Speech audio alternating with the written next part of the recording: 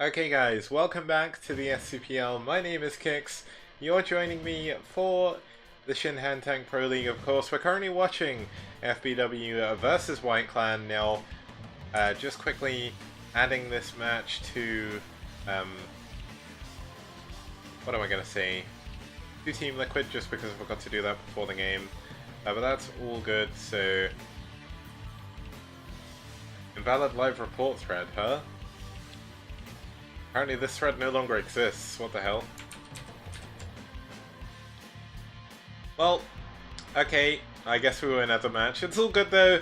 We've obviously got a lot of people from Team Liquid here already, so it's all good. Thank you all for tuning in, of course. Now we're going to be heading into game number 3 here with White and FBW tied up 1-1. So we are effectively heading into a best of 3 now to decide the match today. And our third set of players here are going to be some pretty good ones. So let's head in to... let's head in and introduce our two players as I check here. I'm just quickly double checking something from White Clan. I just want to see if this guy is one of their more well-known players. I don't think he is. I know he's one of the amateurs, much like JH was. So, without further ado, let's get in and introduce the stats. Okay, so as you can see, starting us off here for FBW, it's going to be Lumire. Now, Lumire doing really well so far. He did get 2 wins so far this round, both of them against Terran. He did play against 3S, who plays for Valhalla team, I'm going to say. I think it's Valhalla 3S.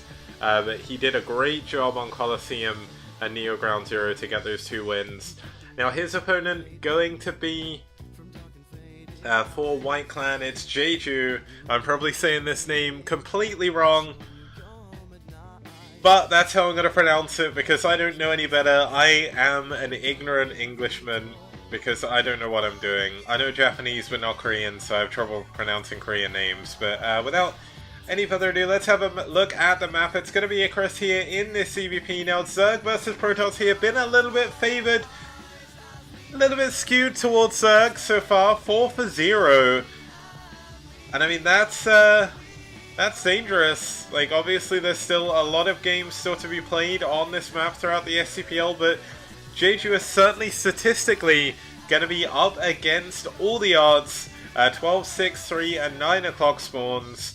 It's going to be FBW's Lumire versus White's Jeju. Now let's go into the game.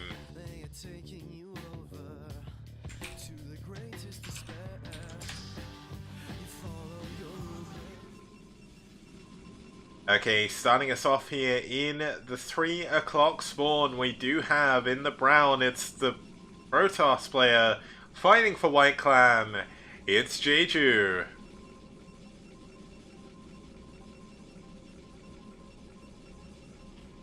And his opponent spawning down here in the 6 o'clock position. In the blue, fighting for FBW, it's Lumire. Now, I'm interested to see how this matchup's going to go. Lumire, very good at ZBT. I've not really seen too much of his ZBP, but I believe he streams quite a bit, if I remember correctly. Maybe I'm wrong, in which case you can't check out his stream, but if he is, do check it out. He's a really nice guy. One of the moderators over on the Foreign Brood War Discord. He didn't link the invite link before, so... yeah, just a cool guy all around. Don't really know too much about Jeju. This is going to be my first experience watching his games. Now, Jeju is going to get the right scout with his overlords.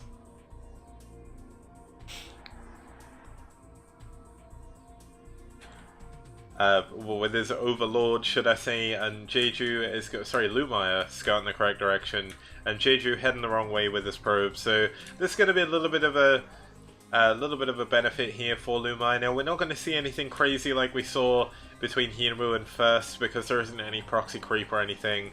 I mean, you can proxy a hatchery, but by the time that comes up, if you lose to that as Protoss, then you really need to think about what's going on, because you have like 3 or 4 minutes to actually get ready for that. Well, at least it feels like that long anyway. But here we go. Looks like we are going to have Jeju scouting in the correct position now. After he saw the the Overlord flying in, that's obviously a big tell. Now we are going to see a forward fast expand coming in from Jeju. Behind this, he's going to have to go into a cannon first. Oh wait, maybe not. Oh, he's going to risk it. He's going to go for Nexus first, not cannon. Now, with 6 lings already on the way, oh, it's actually only 2 lings. So Lumire is playing a little bit more greedy, going into more drones obviously than normal. Possibly, if you were going to see a ling all in, I guess you'd see like 6 lings there. But 2 lings going to be enough to chase the probe for the time being. Make the Protoss a little bit more conscious about what he's doing with the probe. He can't just sort of run around aimlessly. He's going to have to more actively micro this. Now, we saw, who was the Protoss player we saw before? The White Clan. Oh no, it was IRK, it was DeWalt. DeWalt did a great job of keeping his probe alive in PvP for nearly the entire set of the game. Now, one of the big skill gaps in PvZ is just that ability to keep that probe alive. Obviously, the longer the probe is alive, the more likely you are to see exactly what tech's coming up and everything else that's happening behind this as well. You see how many lings are coming, how many units coming in as well. And we do have the Cybernexal coming up behind the Nexus as well, so I mean, Jeju is playing pretty standard right now, nothing really too crazy coming in from him. It'd be kind of cool to see exactly what tech he's going to go for. He has a few options. You can either see Citadel first, you can see Stargate first. Now, usually, depending on, this would change based on what you've scouted. Now, Jeju hasn't seen a third hatchery yet, that's why he's going to go to this top left position. Or he's actually going to scout this bottom left first, so this could be a little bit of a problem. This probe very, very low on health. Speed should be... okay, speed is just now starting up, so this probe is... oh, this is so close. If he doesn't scout this third hatchery, I mean, he can assume, but one of the things with Brood Warriors, if you assume and you assume incorrectly, you can be very, very far behind. Now, the shields are actually regenerating very, very quickly now, so he should be able to get away, and it's likely he is going to scout this third base in, but Lair is coming up, so likely going to be for a relatively quick spire, probably to deal with any Corsairs coming in. He has scouted that it is going to be a Stargate into Citadel, so he's going to be feeling pretty good about that.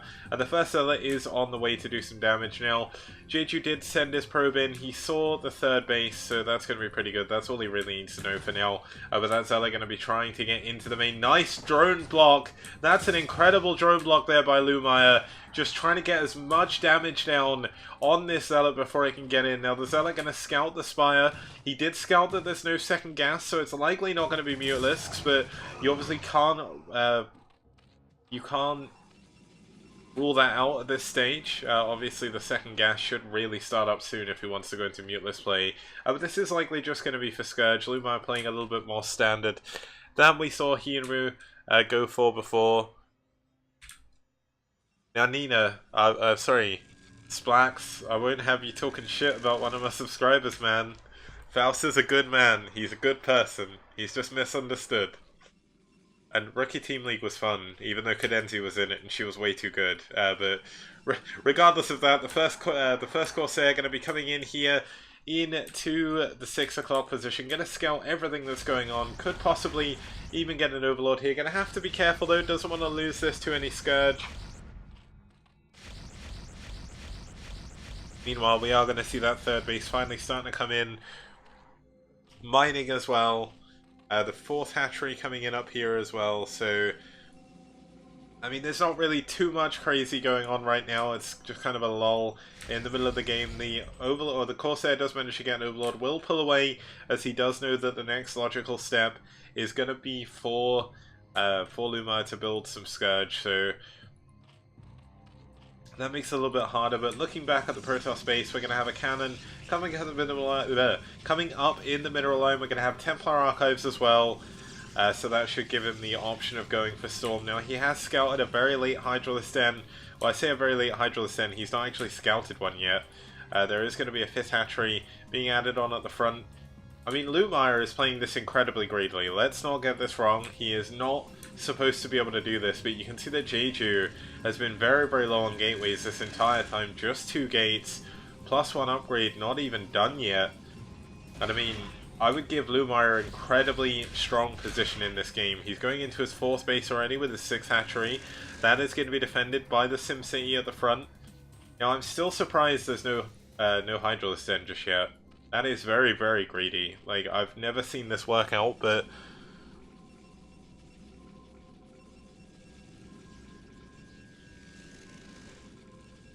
Lumire really playing the strength of his playstyle, and also playing well against what his opponent's doing. Now, there is going to be a large swell of Speed Zealots coming out. Now, they do not have +1 just yet.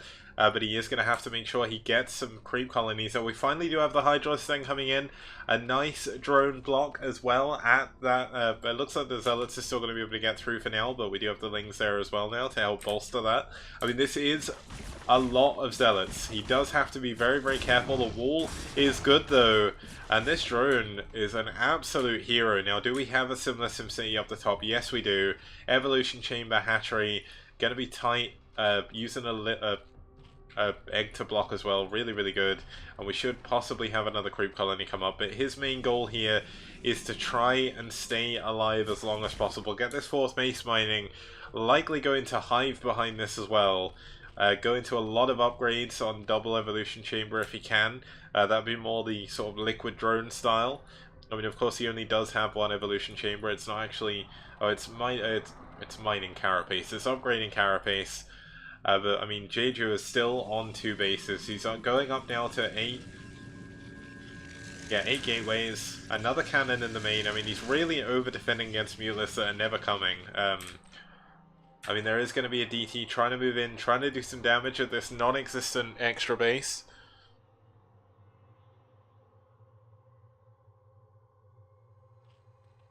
And we're going to sort of sit at a kind of semi-quiet moment again. We've got the aggression has been stopped now by Jeju. Of course, he's forced a couple of extra sunkens, but realistically, Lumire doesn't mind that too much. His drone saturation is incredibly good at the 3 of his bases. I mean, even his 4th base that is just finished has got a decent number of drones mining here. This is another main as well, so you get the extra gas from the base. The Hydralisk Den is in. There's no Hydralisk been added though. As I say, that first couple of Hydras do pop. Now we do have Hydra Speed coming in. There is a couple of Scourge just running around. The Corsairs still trying to do any damage they can. There is only 3 Corsairs still at the moment, so Lumire has done a really good job keeping that countdown with those Scourge. Now the Zealots do try and push in. They don't get any damage done. And Lurker Aspect is finished. We have the first Lurker on the way. And Jeju is going to have to wait now until he gets Storm, until he gets Dragoons to really be able to push in. Now he does have 3 Templar. They do have nearly enough for 2 Storms on all of them. He's also got Templar... wait, is Templar Energy 250 or 200? I can never remember. But Templar... He's getting Kedar and Amulet now. So Templar Archives, that'll give him 3 Storms on each Templar. That'll be 250 energy overall. Now there isn't any Dark Archons yet. I'm hoping we will eventually see one, but the Lings getting taken down in the middle of the map by the Zealots. +2 should be on the way if it's not already. Almost finished. We've got an extra DT running around just trying to see if it can clear any units, but Lumire still looks very happy to sit back. He's playing a very classical ZVP style here. He's playing the more... I know, like, he who shall not be named, I'll call him. He popularized this style back in, like, 2006, maybe 2007.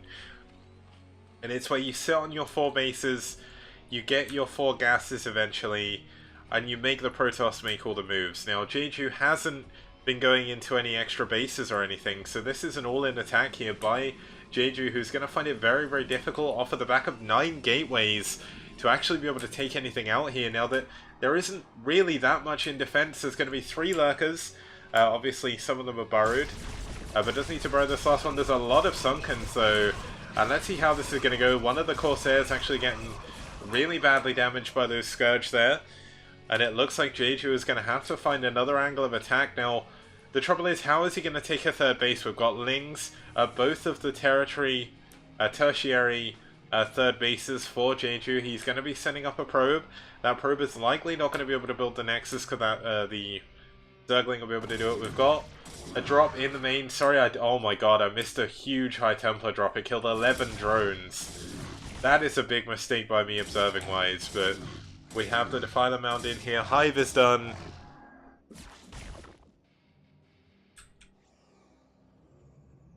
But this poor probe is forced back. It looks like Lumire is in a very, very strong position. He's nearly ahead of supply of the Protoss, although the next round of Protoss units is coming in. I mean, that High Templar drop did a lot of damage. I know I did miss it, but you can see the drone count has been really, really badly damaged. Now, we've actually got Overlord speed coming in. No Overlord drop just yet, but speed obviously usually a little bit earlier. Now, we still... the Corsair production has stopped for now, so there's going to be no additional Corsair damage coming in. No +1. +2 attack finally finished. I mean, let's actually have a look at how this is going to go for Jeju. He didn't manage to push in the top left. He is going to get a few transferring drones, so that's a little bit of a win for him. I think this may actually be tight, so the drones can't get back, but looks like we do have some Lings coming in from behind. The Dragoons doing a lot of damage to the front hatchery. Dragoons, obviously, the natural counter to this style. They can take down the front buildings. But you can just see how many Sunkens there are. This is just way too much defense by Lumire.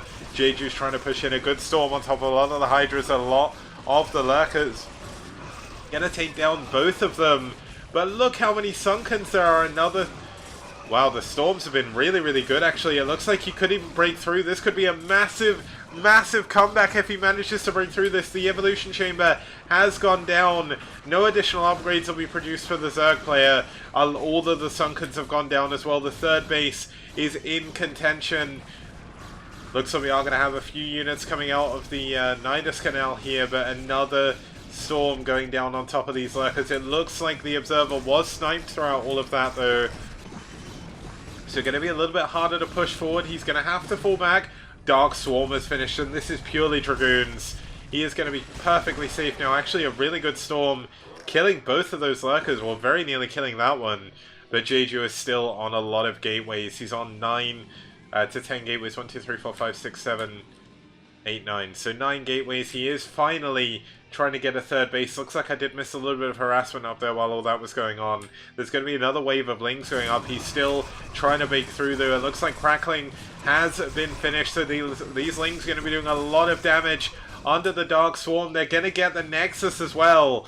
It's going to be a race of the bases. Now, the Hydralisks, unfortunately, aren't going to be able to do any damage, but the Nexus goes down. The probes under attack as well. And I mean, this is most of Jeju's probes transferring over here. He's very low on minerals in his main. His natural is very low as well. He's coming so close to mining out, and Lumire has almost starved the Protoss player out of bases here. There's not really too much Jeju can do. He's going to have to make something happen with this army, but with Defilers out, with Lurkers, with Hydralisks, it's going to be very, very difficult. You can see a lot of additional Lurkers have been added on up here, but this is still a big army by Protoss. We do see a Plague coming down on the Zealots, going to soften them up a lot against the Lurkers.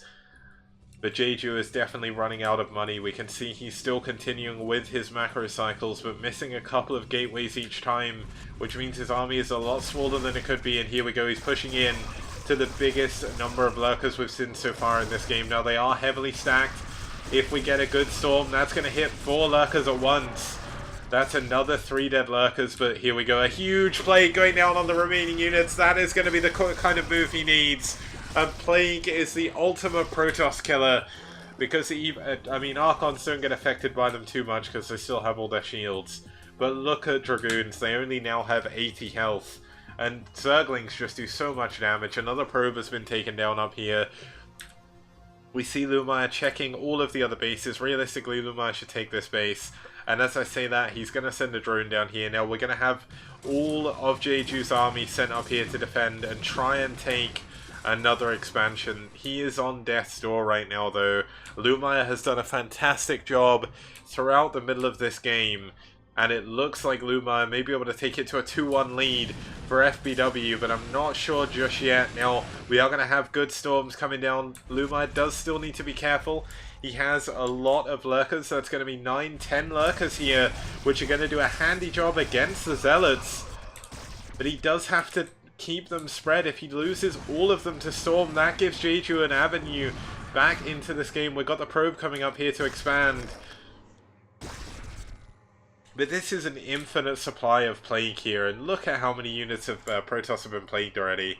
We can see a lot of the Zealots already on 1 health. Same goes for the Dragoons. The Archons even all have been plagued at this point. Now the only thing realistically missing from this is a Queen, just to ensnare for good measure, but here we go. Looks like we're going to have another big engagement, zooming out a little bit to catch everything on screen. Another Plague goes down on top of another huge clump of Zealots, and it looks like this is the moment. This is the turning point where Jeju can no longer defend. We're going to have Lumire taking the bottom right base as well, the bottom left base behind this. Another load of consumes do go down. Good storms though on the Hydralisk, maybe they're going to be what is going to keep him in this game, but no, it looks like Lumire just has far too much. We see the additional 2 bases coming in. We finally have the extra Nexus up here, but this Zergling will eventually kill it. I mean, there's another... Oh wow, I thought this was a drop, but it's actually empty Overlords. This is perfect play by Lumire. He's drawn all of the units back onto the ramp. Oh my god, the Lurkers are going to trap all of Jeju's army up in this ramp right now. He does not have Arbiters for recall. He does not have the money even to go for Arbiters. He's mining very little left in his main, very little left in his natural. This base is all he has going for him, and he is completely cut off from it. Lumire has swallowed the map. He's swallowed all of Jeju's army up until this point as well. And I mean, there's a lot of observers. They're not going to be taken down. But what are you going to do against this many Zerg units? And here is the next big move. A lot of speed overlords coming up here. Could we see a big drop into the main? Realistically, I don't think he needs it. There's so few units back in here for reserve. And it looks like this is the moment Lumire is going to push in. He's going to try and end the game with this. We're going to see another base come up here as well. So Lumire just completely dominating this game. Hydralisk going in, the already plagued units going down so quickly. Interestingly, not putting an additional swarm, but I guess he's waiting. Here come the Lurkers. They're going to get under the swarm next to the Nexus. The units here not going to be able to do any damage. A good storm on top of the Lurkers. The Archons can still damage these, but doesn't want to lose them. He's only got a Zealot, a High Templar, a Dragoon, and an Archon up here. This is the 1-1-1 for Protoss here. One of everything, with the second Templar there as well without any energy. But looks like we are going to have some Zealots trying to move in to do some counter damage. He did take down this base down here, but he is not mining anymore. He's trying to mine this base. He's queuing probes. Well, what can you do? Lurkers under swarm on top of your final remaining Nexus. And I mean, Zealots coming in as well. Zerglings coming in, Lurkers. And we are going to have some mining trying to go down to the bottom right, but Lings are going to find those as well. This is the last bastion of hope for Jeju in this game. And it looks like Lumire's done it. A great played game. We actually see all 3 of the observers go down as well. He is going to be completely blind to everything that is going on. He has a couple of observers. Oh no, that's not a couple of observers. It's an Archon and a Zealot chasing a large train of probes. Someone cue the Benny Hill theme as these drones move away, but they're just going to go to another base. He did manage to clear this up, so that is something. But I mean, he's not mining. The Lings have done so much damage. You can see with the amount of probes that transferred over there. Look at how few have actually transferred back. These Hydras as well, 4 kills, 6 kills on them. And I mean, it's only a matter of time here before he taps out. Lumire loaded up a big drop going into the main. A lot of units coming from pretty much every angle on the map. And this is just too much. Jeju needs to learn his alphabet here. He's going to go for his WW fairly soon. Possibly even a GG. We'll have to see, but Swarm, Lings, Storm, not going to be enough. WW, GG! Jeju taken down by Lumire to give FBW the 2-1 advantage here against White Clan. Wow, Lumire did a great job that game. He played that perfectly. There was so few opportunities for Jeju to even do any damage whatsoever, so really well played, Lumire. Jeju, of course, did play okay as well, but unfortunately he did go for a big 2-base all-in, and it did fail. It couldn't find any damage. And that's why we're going to be heading into game number 4. It's going to be TT1 versus Pharmacia TVP on Athena 2 when we get back after this.